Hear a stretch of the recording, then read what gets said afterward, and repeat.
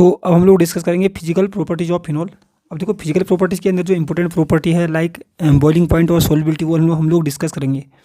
तो boiling point, जैसा कि आपको सभी को पता ही होगा कि बॉइलिंग पॉइंट क्या होता है, वह टेम्परेचर जिस पर कोई भी चीज़ बॉईल होता है। जैसे अगर आप वाटर को बॉईल करोगे तो 100 डिग्री सेल्सियस पर क्या होता है, वाटर बॉईल होना स्टार्ट हो जाता है, ठीक है। तो उसको बोलते हैं बॉइलिंग पॉइंट ऑफ वाटर। अब यहाँ पर हमको पढ़ना है boiling point of phenol. Phenol किस टेम्परेचर पर बॉईल होते हैं, ठीक है। तो याद रखना जो बॉइलिंग पॉइंट को इफेक्ट करती है वो सबसे ज़्यादा कौन सी चीज़ इफेक्ट करती है, वो करती है हाइड्रोजन बॉन्डिंग, ठीक है। हाइड्रोजन बॉन्डिंग का आपने फिनॉल में भी पढ़ा होगा। तो हाइड्रोजन बॉन्डिंग मॉलिक्यूल कब फॉर्मेशन करता है, कब बनाता है हाइड्रोजन बॉन्ड, जब मॉलिक्यूल में फ्लोरीन के साथ H हो, या तो ऑक्सीजन के साथ H हो, या तो N के साथ H हो, ठीक है। अगर इनमें से कोई सी भी कंडीशन मॉलिक्यूल में पाई जाती है तो वो मॉलिक्यूल हाइड्रोजन बॉन्ड फॉर्मेशन करता है, जिससे क्या होगा, वो मॉलिक्यूल दूसरे मॉलिक्यूल के साथ जुड़ जाएगा, दूसरा तीसरे मॉलिक्यूल के साथ जुड़ जाएगा, बहुत बड़ा सा मॉलिक्यूल जुड़ जाता है हाइड्रोजन बॉन्डिंग के थ्रू, ठीक है, बन जाता है मतलब। अब यहाँ पर फिनॉल में देखो, फिनॉल में भी क्या होता है, फिनॉल का फॉर्मूला OH है, यहाँ पर है OH, बेंजीन OH। तो यहाँ पर भी आप देख सकते हो O के साथ H है, तो ये हाइड्रोजन बॉन्ड फॉर्मेशन करेगा, ठीक है। अब कैसे करेगा, जब ये मॉलिक्यूल अपने ही दूसरे मॉलिक्यूल के साथ ऐसे अट्रैक्टिव फोर्स के थ्रू जुड़ जाएगा, ठीक है। दूसरा तीसरे के साथ जुड़ेगा, तीसरा चौथे के साथ जुड़ेगा, ऐसे ही एक बड़ी सी चेन बन जाती है, ठीक है। एग्रीगेट मॉलिक्यूल बन जाता है, इकट्ठा मॉलिक्यूल, बड़ा सा मॉलिक्यूल बन जाता है हाइड्रोजन बॉन्डिंग से। अब इसमें क्या होता है, ऑक्सीजन पर डेल्टा नेगेटिव, H पर डेल्टा पॉजिटिव, ठीक है। अब दूसरा फिनॉल जो है, दूसरा फिनॉल का हमने क्या करना है, इस H+ के सामने उसका नेगेटिव लाना है, डेल्टा माइनस, ठीक है। तो इनके बीच में जो अट्रैक्शन है डॉट डॉट से रिप्रेजेंट करेगा, इसको ही बोलते हैं हाइड्रोजन बॉन्डिंग। अब यहाँ पर भी सेम, ये भी हाइड्रोजन बॉन्डिंग, ठीक है, ऐसे होते रहेगा। तो आप देख सकते हो कि फिनॉल का मॉलिक्यूल, एक मॉलिक्यूल दो के साथ जुड़ गया, दो तीन बन गए, तीन चार, ऐसे बड़े से मॉलिक्यूल बन गया है, ठीक है। अब क्या करना है, अगर हमको इसको बॉयल करना है तो क्या करना पड़ेगा, इन फोर्स को ब्रेक करना पड़ेगा, ये अट्रैक्टिव फोर्स को ब्रेक करना पड़ेगा, ठीक है, जिससे मॉलिक्यूल क्या होगा, अलग अलग हो जाएगा। अलग अलग होने का मतलब क्या है, लिक्विड स्टेट से गैसीय स्टेट में जाना स्टार्ट हो जाएगा, और वही टेम्परेचर क्या होता है, बॉइलिंग पॉइंट, ठीक है, जब कोई भी चीज़ लिक्विड से गैस में जाना स्टार्ट हो जाती है। तो यहाँ पर मैंने पहले से लिखा हुआ है, phenols boils at higher temperature than the aromatic hydrocarbon of comparable molecular mass. इसका मतलब मैं बता रहा हूँ, आप देखो फिनॉल, जैसे सपोज करो हमको फिनॉल है हमारे पास, ठीक है, ये है फिनॉल।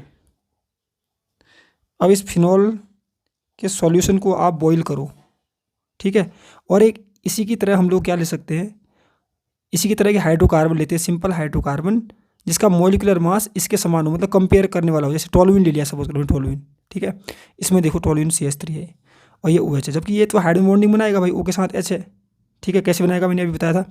अब जो टोलुइन है इसमें O के साथ H नहीं है, तो ये हाइड्रोजन बॉन्डिंग फॉर्मेशन नहीं करता है, ठीक है। तो यहाँ पर क्योंकि फिनॉल के मॉलिक्यूल हाइड्रोजन बॉन्डिंग फॉर्मेशन करते हैं, तो वो ऐसे जुड़ के उनमें जो फोर्स लग जाएगा वो स्ट्रॉन्गर फोर्स के थ्रू जुड़ जाएंगे, ठीक है। अगर स्ट्रॉन्गर फोर्स के थ्रू जुड़ जाएंगे तो उनको अलग करने के लिए ज़्यादा एनर्जी की ज़रूरत पड़ेगी, और ज़्यादा एनर्जी कहाँ से आएगी, जब हम उसको हाई टेम्परेचर पर बॉईल करेंगे, ठीक है। जबकि टोलुइन में इतना ज़्यादा मतलब हाइड्रोजन बॉन्डिंग की तरह स्ट्रॉन्गर फोर्स काम नहीं करता है, ठीक है, जिससे वो लो टेम्परेचर पर ही बॉयल हो जाते हैं, ठीक है। तो ये हो गया।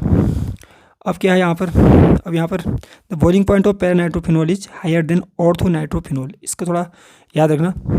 अब हमारे पास नाइट्रोफिनॉल है, उसमें भी कंपेयर कर रहे हैं हम लोग कि हमारे पास पैरानाइट्रोफिनॉल है, एक है ऑर्थोनाइट्रोफिनॉल, ठीक है। उसमें ज़्यादा बॉइलिंग पॉइंट किसका होगा, पैरानाइट्रोफिनॉल का। ज़्यादा टेम्परेचर पर पैरानाइट्रोफिनॉल क्या होते हैं, बॉयल होते हैं, ठीक है।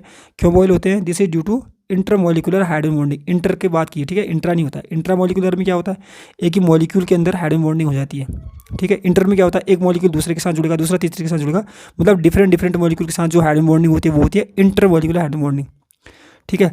अब इससे क्या हो रहा है, देखो हमारे पास ये क्या है, इसको देखो ये क्या है, यहाँ पर क्या होगा, NO2 होगा, ठीक है। ये पैरानाइट्रोफिनॉल है, पैरानाइट्रोफिनॉल, ठीक है। ये भी क्या है, पैरानाइट्रोफिनॉल। देखो पैरा पोजीशन पर यहाँ पर OH है, OH की पैरा कौन सी भी, ऑर्थो मेटा पैरा, पैरा पर क्या है, नाइट्रो, ठीक है। तो यहाँ पर भी देखो ये भी पैरानाइट्रोफिनॉल है। तो ये सब के सब क्या है, पैरानाइट्रोफिनॉल। अब एक पैरानाइट्रोफिनॉल का मॉलिक्यूल दूसरे पैरानाइट्रोफिनॉल के मॉलिक्यूल के साथ इंटरमोलिकुलर हाइड्रोजन बॉन्डिंग बना रहा है। इंटरमोलिकुलर क्यों बोल रहे हैं, क्योंकि आप देखो ये एक अलग से मॉलिक्यूल है ना, ये अलग से मॉलिक्यूल है, ठीक है। इसका नेगेटिव पार्ट दूसरे मॉलिक्यूल के पॉजिटिव पार्ट के साथ जुड़ रहा है, तो इसको बोलते हैं अलग अलग। ये मॉलिक्यूल अलग है, ये मॉलिक्यूल अलग है, दोनों हुए तो अलग ही, ठीक है, पर एक ही हैं पर है तो अलग। और यहाँ पर देख सकते हो ये मॉलिक्यूल अलग है और ये मॉलिक्यूल अलग है, ठीक है। इनमें जो इनमें जो हाइड्रोजन बॉन्डिंग होती है उसको क्या बोलते हैं, इंटरमॉलिकुलर हाइड्रोजन बॉन्डिंग। एक मॉलिक्यूल दूसरे के साथ जुड़ रहा है, दूसरा तीसरे के साथ जुड़ रहा है, ठीक है। तो ये फोर्स क्या होते हैं, स्ट्रॉन्गर बन, ऐसी बड़ी बड़ी चेन बन जाती है, बहुत ज़्यादा हाइड्रोजन बॉन्ड बन जाते हैं। ऐसे 2 बने, यहाँ पर 2 बने हैं, 3 भी बनेंगे, 4 बनेंगे, 5 बनेंगे, ठीक है। जिससे क्या होगा, इनको ब्रेक करने में ज़्यादा एनर्जी की ज़रूरत पड़ेगी अगर आप बॉयल करना चाह रहे हो, ठीक है। जबकि जो पैरानाइट्रोफिनॉल है, जो ये पैरानाइट्रोफिनॉल है, जबकि जो ऑर्थोनाइट्रोफिनॉल होता है ना, ऑर्थोनाइट्रोफिनॉल में क्या होता है, इंट्रामोलिकुलर हाइड्रोजन बॉन्डिंग। ये मैंने लिख दिया NO2, ठीक है। ये पॉजिटिव होता है इस पर, डेल्टा पॉजिटिव, इस पर नेगेटिव, तो ये देखो हाइड्रोजन बॉन्डिंग हो गई। तो एक ही मॉलिक्यूल है पूरा, उसी का H पॉजिटिव है, उसी का वो नेगेटिव है, तो इसको बोलते हैं इंट्रामोलिकुलर हाइड्रोजन बॉन्डिंग। तो इसमें क्या होता है, हाइड्रोजन बॉन्ड कम बनेंगे, ठीक है। तो लेस टेम्परेचर पर ये बॉयल हो जाते हैं। तो इसलिए इंट्रामोलिकुलर पैरानाइट्रोफिनॉल का जो बॉइलिंग पॉइंट होता है वो क्या होता है, थोड़ा ज़्यादा होता है कंपेयर टू किसके, ऑर्थोनाइट्रोफिनॉल के, ठीक है। तो ये हो गया बॉइलिंग पॉइंट। दूसरा जो हमारा फिजिकल प्रॉपर्टी हुआ है सॉल्युबिलिटी। ये सिंपल चीज़ है। सॉल्युबिलिटी मतलब कि वाटर में कोई सॉल्वेंट है, सॉल्वेंट में कितना ग्राम कोई चीज़ डिजोल्व हो रहा है, ठीक है। फिनॉल्स क्या होता है, लेस सॉल्युबल होते हैं। लेस सॉल्युबल क्यों होते हैं, लेस सॉल्युबल होने का कारण क्या है कि फिनॉल में जो लेस सॉल्युबिलिटी है वो, क्योंकि फिनॉल में जो हाइड्रोकार्बन वाला पार्ट है हमारे पास, बेंजीन वाला पार्ट है, फेनिल ग्रुप, वो होता है हाइड्रोफोबिक इन नेचर। मैंने बताया भी था आपको हाइड्रोफोबिक क्या, यह है फिनॉल, ठीक है। अब देखो फिनॉल कब सॉल्युबल हो सकता है वाटर में, जब हाइड्रोजन बॉन्डिंग फॉर्मेशन करे, ठीक है। पर क्योंकि ये तो हाइड्रोफिलिक पार्ट होता है, ये तो वाटर के साथ, क्योंकि हम वाटर में डिजोल्व करेंगे ना, किसी चीज़ को हम लोग किसी चीज़ की सॉल्युबिलिटी चेक करें तो हम लोग सॉल्वेंट क्या लेते हैं, वाटर मोस्टली। तो ये OH वाला पार्ट क्या है, ये वाटर में डिजोल्व होना चाहता है, क्योंकि ये हाइड्रोजन बॉन्ड बनाता है। और वाटर का फॉर्मूला क्या होता है, HOH, वो भी हाइड्रोजन बॉन्ड बनाना चाहता है। इसमें भी O के साथ H है, इसमें भी O के साथ H है, ठीक है। तो ये वाला पार्ट हाइड्रोजन बॉन्ड बनाएगा जिससे ये सॉल्युबल होता है, ठीक है।